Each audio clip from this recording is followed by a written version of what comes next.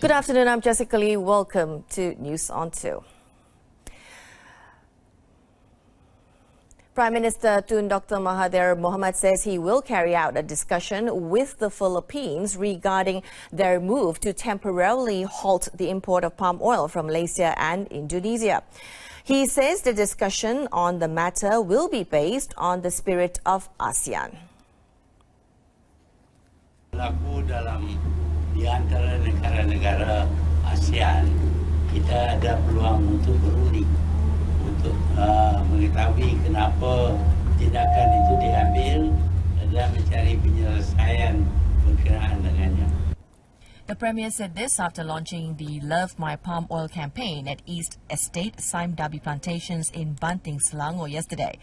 Earlier, the Philippines Department of Agriculture sought a temporary halt to palm oil imports from Indonesia and Malaysia, saying local coconut and oil palm farmers are hurting from extremely low prices due to dumping of the commodity by the two biggest producers.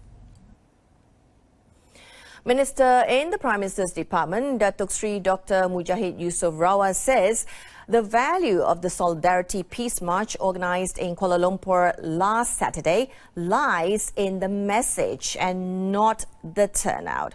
Now, he also said that although not many attended, hundreds of thousands watched the live stream on social media.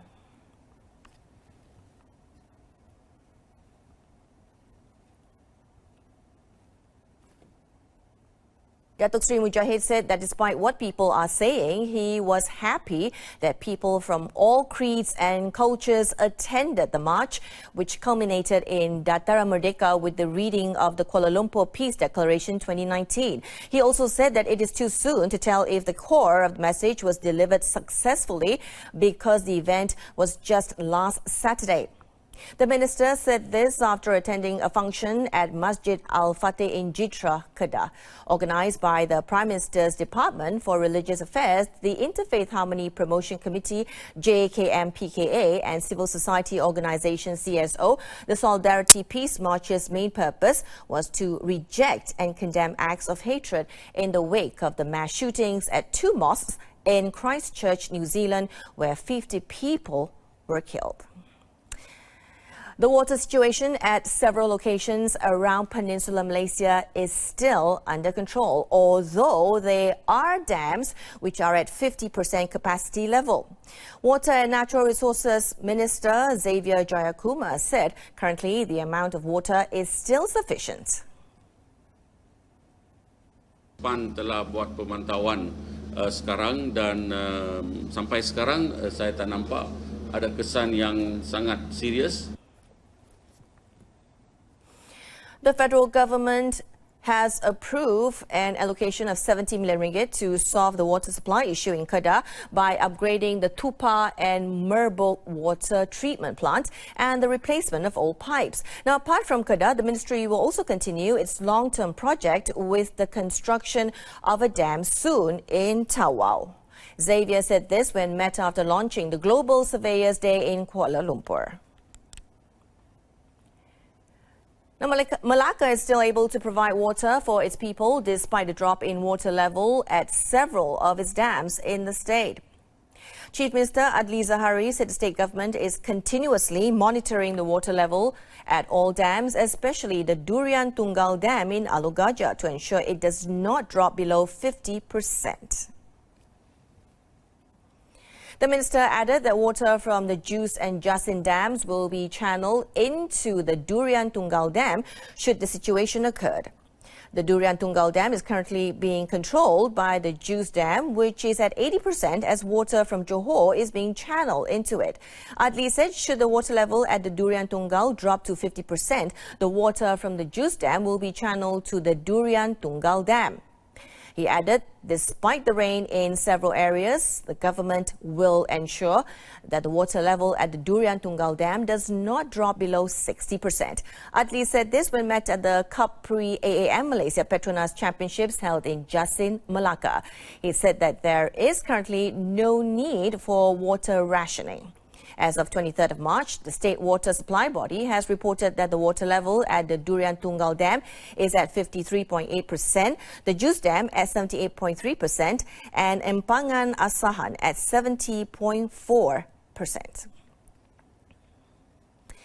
Raja Halimatun Shahrin Sultan Idris, who drowned while on a diving trip at Perhentian Island on Saturday, was laid to rest at the Kuala Kangsar Royal Mausoleum in Perak yesterday. Now, Raja Halimatun was the sister of Johor Permaisuri Raja Zarith Sophia Almarhum Sultan Idris Shah. The remains of the 62-year-old member of Perak royal family was earlier taken to the Ubudiyah Mosque for the final prayers before being buried at the mausoleum at 2:20 p.m. Present were Raja Dihilir Perak, Raja Iskandar Zulkarnain Sultan Idris Shah, and Raja Puan Muda Perak, Tunku Suraya Sultan Abdul Halim. Also in attendance were Raja Muda Perak, Raja Jaafar Raja Muda Musa, and Raja Puan Besar Perak, Raja Nazatul Shima Sultan Idris Iskandar. Now, it was reported that she had gone on a diving trip at Teluk Dalam, Pasir Hantu with her dive mates at 4:15 p.m. before her oxygen tank malfunctioned when she was at the depth of 19 meters. Now, her dive mates went to her aid but were unable to save her. Election Commission EC Chairman Azhar Azizan Harun supports the need for supporting documents to be attached with any application to change the address on identity cards, as it is a move towards ensuring that the applicant actually stays in that particular area. Now, in a statement released, Azhar also said the move announced by the government was fair, as it would help the Commission to ensure that the voters addressed in the electoral roll actually existed. The National Registration Department recently announced that effective 2nd of May, Malaysians who want to change their MyCard address would need to submit their utility bills, quit rent receipts or rental agreements to prove that the applicant has been staying at the new address. Now, Azhar said that the move will help combat electoral fraud and prevent irresponsible parties from registering voters in certain areas or moves them to other areas by using fake or third-party addresses.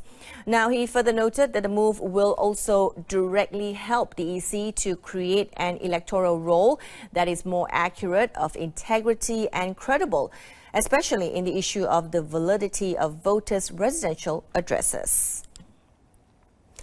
The Langkawi International Maritime and Aerospace Exhibition 2019, or Lima 19, which will take off tomorrow, will be a platform for the local defense industry to continue sharing ideas and technologies with new and leading defense industries from all over the world.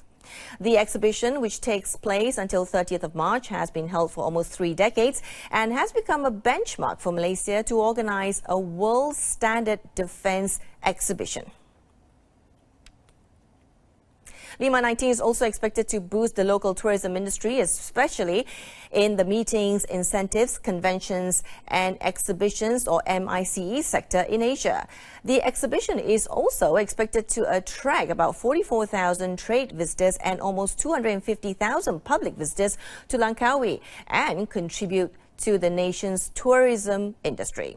Now, Lima 19, which will see 350 local and international exhibitors from 20 countries taking part, will be held at 2 main locations: the Masuri International Exhibition Centre, MIEC, and Resorts World Langkawi, RWL. Now, a total of 173 international and 181 local companies have also confirmed their participation in the event.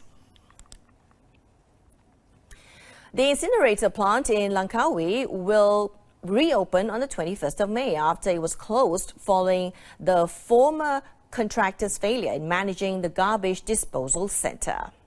Now, the amount of garbage collected has indirectly jeopardized Langkawi's geopark status. Housing and Local Government Minister Zuraida Kamarudin said immediate action should be taken to ensure that such issue will not affect the status of the park as a tourist attraction.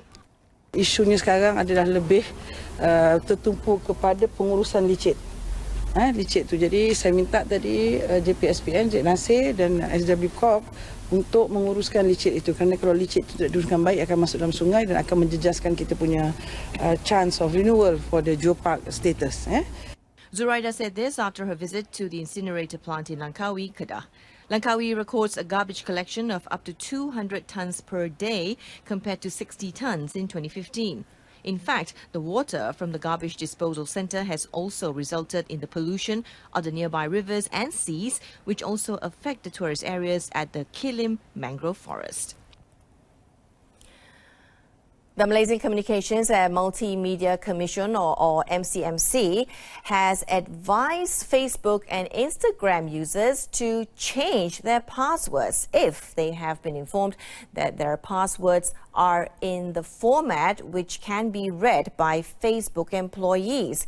However, according to Facebook, these passwords cannot be accessed by anyone outside the party, and so far there was no evidence that the passwords have been misused by Facebook employees. In a statement released yesterday, MCMC said any change of password has to be directly made through the Facebook or Instagram application or official page to prevent any party from trying to take advantage of the situation by duping people through fraud, impersonation and phishing. It added that the MCMC would continue to monitor further developments on the issue and was working closely with Facebook. And that concludes this afternoon's edition of News on 2.